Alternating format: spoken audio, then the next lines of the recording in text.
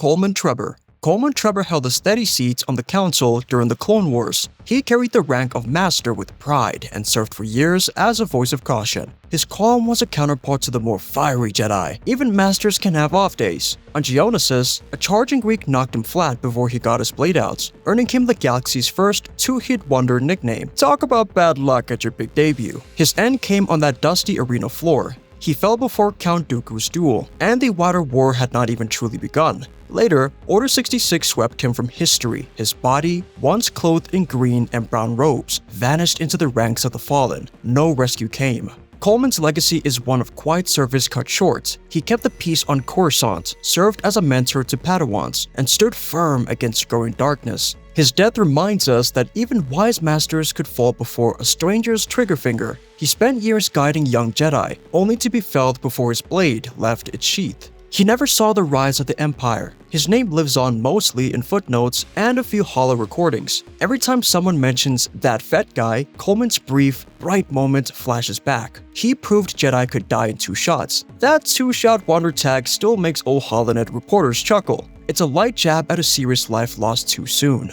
11. Saesee Tiin. Saesee Tiin was the Council's ace pilot turned deliberator. He rose from ace T6 starfighter missions to weigh in on grand strategy. In the Clone Wars, he led squadrons above Christophsis and fought in the skies of Salicami. His skill under pressure earned him respect among pilots and diplomats alike. Great pilot. Shaky debater. Tiin could fly starships blindfolded, but couldn't quite sell his war plans in the council room. His battle maps were genius. His presentation skills, less so. His strength was quick thinking. In one space duel, he outmaneuvered a droid swarm by looping through an asteroid field. Pilots still retell how he shaved kilometers off a bombing run to save civilian vessels. Yet on Coruscant, he found it hard to navigate politics. His ideas slipped through cracks as easily as droid fighters. Saesee stayed calm when others panicked. He rarely raised his voice, but drew attention by slicing silence with cool logic. A few council members accused him of being too distant. He preferred cockpit hum to Sene chatter. That only fueled playful nods about him zooming away at a moment's notice. When Order 66 struck, he vanished in hyperspace. Some say his ship hit him in deep space. Others believe a stray chronicle will surface one day. Either way, Tiin's blend of pilot flair and council service makes him one of the more surprising Jedi Masters. 10. Eathcoth.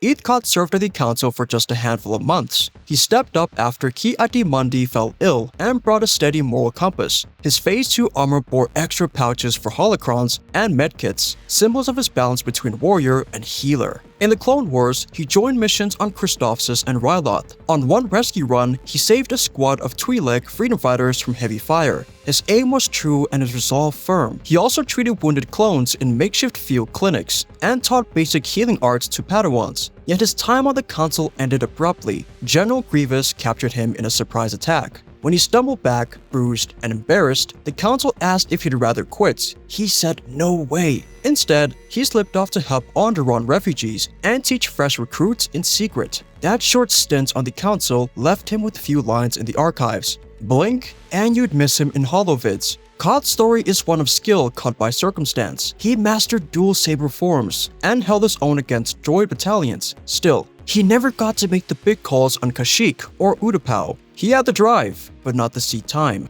9. Even Peel.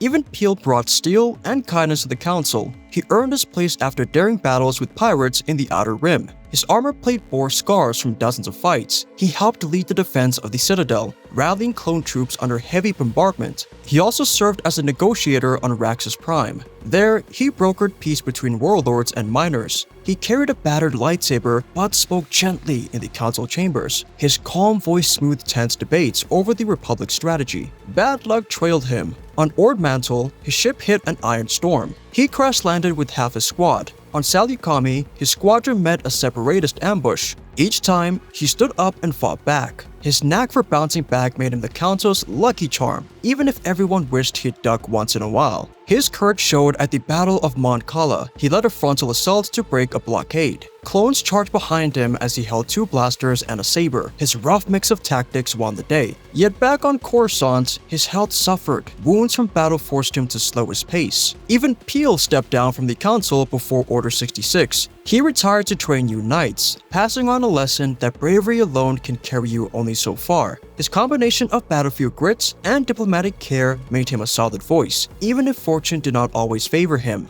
8. Yaddle. Yaddle carried centuries of quiet power, a peer of Yoda. She walked softly but thought deeply. On the Council, she rarely spoke, yet her words carried weight when she did. She led seminars on healing techniques and inner calm. Her skill as a Force healer earned her the mantle of spiritual guide. Younglings flocked to her lessons on empathy and compassion. She showed they could hold anger in check with gentle focus. Outside the temple's halls, she only quelled a riot on Ryloth by sending waves of calm through the crowd. Her gift of foresight guided council plans. She foresaw supply lines breaking on Felucia and warned members to stockpile medkits. Her quiet suggestions averted a disaster when a sudden fungal bloom swept the city. She quietly advised Mace Windu during a tense debate over military aid and calmed heated voices with a single serene phrase. Her calm sometimes drifted into too calm. Critics joked she'd meditate through a Sith ambush if nobody poked her first. Still, she taught that waiting for the right moments can win wars. Her brief on-screen presence left few holovits, but veteran Jedi remember her steady gaze in secret strategy sessions. On the day Order 66 struck, Yaddle vanished from the temple. Some say she dissolved into the Force, hiding her departure from the spectating clones. Her legacy is soft words and steady hands. She proved that true power often wears a gentle face and heals more than it cuts. 7. Depa Billaba. Depa Billaba guided Kanan Jarrus through his early trials. She joined the Council as a knight known for her empathy and a strong blade. In the Clone Wars, she led a brigade on Mygeeto, keeping civilians safe under fire. She met adversity on Saleucami. While evacuation plans crumbled, she stood between refugees and blaster lines. Her saber spun in arcs that shielded families from oncoming fire. She spoke words of comfort even as the world fell apart. Her sacrifice came on Coruscant's temple steps. Order 66 ripped her from Padawan's side. She stood firm, buying time for Kanan to escape. She fought not for glory, but to save a friend. Her death underlined her life's work. Off-screen heroics shape her legend. Few holo records show her deeds. That irony marks her council tenure. She wielded her powers when it mattered most, yet her greatest acts happened away from cameras. Her hearts let her bleed. She urged the council to cherish life over politics. Colleagues joked that she'd tie ropes and rockets around a stranger's ankles if it meant giving them a second chance. She backed troops in humanitarian missions, not assaults. Depa's memory lives in stories told by survivors. She proved that compassion can be the fiercest weapon of all. Her council role was brief, but her impact echoes in every Jedi who follows the path of mercy first and steel second. 6. Kit Fisto. Kit Fisto carved his legend underwater on Mon Cala and other watery worlds. His Nautilon head tentacles rippled as he scrolled through deep pressure trenches without missing a beat. He faced Count Dooku in the dark halls of the Invisible Hand, with a grin hidden by his mask. He led squads on Felucia and Utapau, always the first to dive into swampy trenches or coral chasms. His dual-blade form lit up the gloom as he cut through battle droids. Politically, he steered clear of council squabbles, preferring squad comms over Senate speeches. When debates over strategy grew heated, he cracked jokes about needing an extra oxygen tank for all the hot air. His easy banter with Anakin and Ahsoka kept spirits high on long patrols. He once challenged a clone to a swimming race, only to win while deflecting blaster fire. That match became camp legend, yet his trust in the Order's chain of command cost him dear. He followed orders onto the temple floor and found only betrayal there. His final stand bought others time, but it ended his bright smile in a flood of betrayal. His strength lay in action, not politics. Council members whispered that Fisto could negotiate peace with sea creatures, but struggled to navigate murky Senate rules. Still, he proved that a good Jedi could keep his humor even while fighting in hostile depths. Kit Fisto's legacy flows through every Jedi who leads with a spark of joy and a blade that never quits. 5.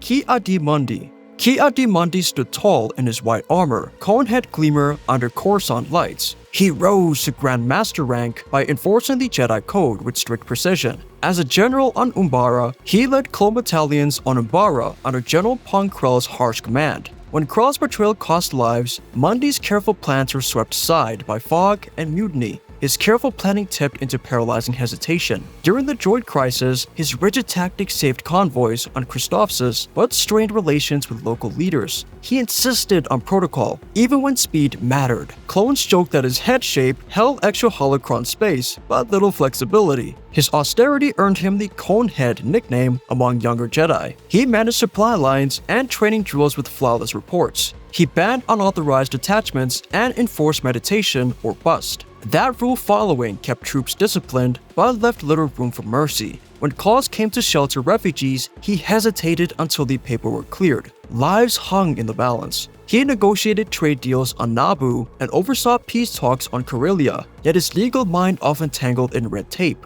His devotion to process won Senate praise but left frontline beats to chance. He championed fair trial rights for suspected separated spies, a rare stand that won him quiet respect. His undoing came when he led an assault on Kessel without new intel. The mission stalled, and clone casualties mounted. Critics said his faith in procedure cost lives, yet his service lasted decades, shaping countless young knights. He stepped down before Order 66, his robes heavy with regrets over missed chances to act on instinct. Ki-Adi-Mundi proved that strict order keeps peace, but can leave hearts cold when warmth is needed most. 4. Mace Windu. Mace Windu's purple blade cut through council chambers and separatist lines alike. He held the rank of Jedi Master and served as a senior member of the Jedi High Council. His tall frame and stern glare could silence heated debates in an instant. He made tough calls on the Naboo blockade and at the Battle of Geonosis, helping steer Republic strategy under fire. He upheld the Jedi Code fiercely, discouraging personal attachments and only bending rules when the Republic was at risk. That rigor kept the Order free from corruption, but built walls between him and his peers. He refused Jedi interference in Senate bribes until a whispered tip forced his hand. In battle, he led Republic forces on Utapau, directly confronting General Grievous and disrupting the Separatist command. His calm judgment in Crossfire earned him respect across ranks. Behind the mask, he found rare moments to joke about needing brighter gloves to match his blade. That flash of humor broke the tension among clone teams. His discipline was both boon and bane. His silence on Palpatine's moves left the Council blind. He sensed darkness but chose protocol over confrontation until it was too late. His final duel was against Darth Sidious, trading blows in the Senate's chamber before the dark side threw him out a window. Mace's legacy reminds us that rigid excellence saves many, but can also blind its bearer to the smallest spark of change.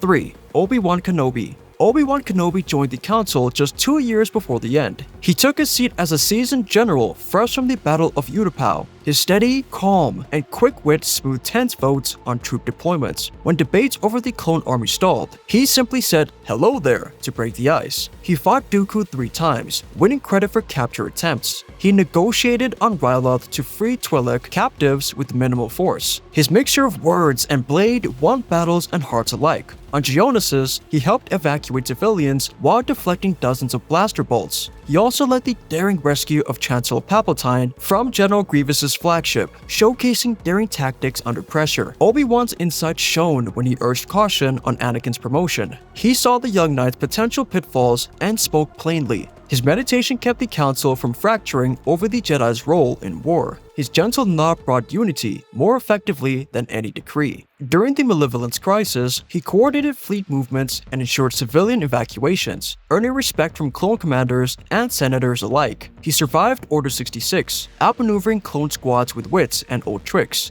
He dueled Vader and held his ground until survival demanded flight. On Tatooine, he watched over Luke from the shadows, keeping hope alive for the next generation. His council tenure was brief, but packed with decisive moments and quiet leadership, steady judgment, fierce loyalty, and moments of light humor earned him this top 3 spot. 2. Yoda. Yoda guided the Jedi for 800 years. As Grand Master, he trained Jedi from 2 meters tall to toddlers. He mastered peacetime duties, teaching diplomacy and tiny hand gestures that somehow made a big impact. His wisdom steered the Order through centuries of calm and conflict. In wartime, he led clones on Christophsis and Kashyyyk. He turned the tide in massive battles using battle meditation that boosted morale and coordination across entire fleets. He strategized like few could, yet spoke in inverted syntax that left newcomers baffled and amused. He later faced Count Dooku in lightsaber duels and quelled separatist uprisings single-handedly, proving that small size was no obstacle. He sensed Sith whispers, but failed to grasp Palpatine's masked face until betrayal hit. That wartime puzzle cost the Order dearly. Still, he survived Order 66 and carried hope into exile. On Dagobah, he taught the next generation, guiding Luke Skywalker through swamp trials and inner demons. His green ears heard failures so deeply that he chose self-doubt over rash action. Age and insight placed him second. His decades of study gave him the calm to pause when younger Jedi rushed in. His humor shone when he quipped, "I'll try not," and then tried anyway. His duel with Darth Sidious on Coruscant showed both grit and grace. His victories and restraints prove that long life plus short sayings can keep a galaxy balanced, for a while at least. 1. Plo Koon. Plo Koon's reputation rode on battle meditation and clone compassion. He led squads on Cato Nemoidia, saving civilians from capture. His calm voice on comms reassured clones under fire. He once detected a hidden droid core beneath the Techno-Union docks, with nothing but his senses. He mentored many young Jedi, offering guidance with quiet patience. His mastery of the Force let him sense clone fears before they spoke. Council meetings valued his calm perspective on war strategies and refugee aid. On Felucia, he saved entire farming colonies from separatist bombardment. In legend stories, he infiltrated smuggler gangs on Ord Mantell, but on screen, we never see that. You can simply note his covert work as apocryphal, a fan-favorite deep cut rather than live hollow footage. He never lost a duel, yet always lifted fallen clones into his arms before resuming the fight. His thick mask muffled jokes told to rookies about hidden snack packs in pockets. He offered warm words to every nervous pilot before battle. His trust in his troops cost him his life on the temple floor, where betrayal struck at the height of his guard. His mask hid a smile that broke the ice during tense talks on the council. His judgment called for mercy over martial law when conflict split the Order. His final stand bought time for others to flee. Plo Koon's blend of fierce skill and deep compassion makes him the wisest council member of all. These master rankings mix of wisdom, action, and just the right punchlines. Who would you trust to keep galactic peace? And who would you rather outrun down the corridor of the Jedi Temple?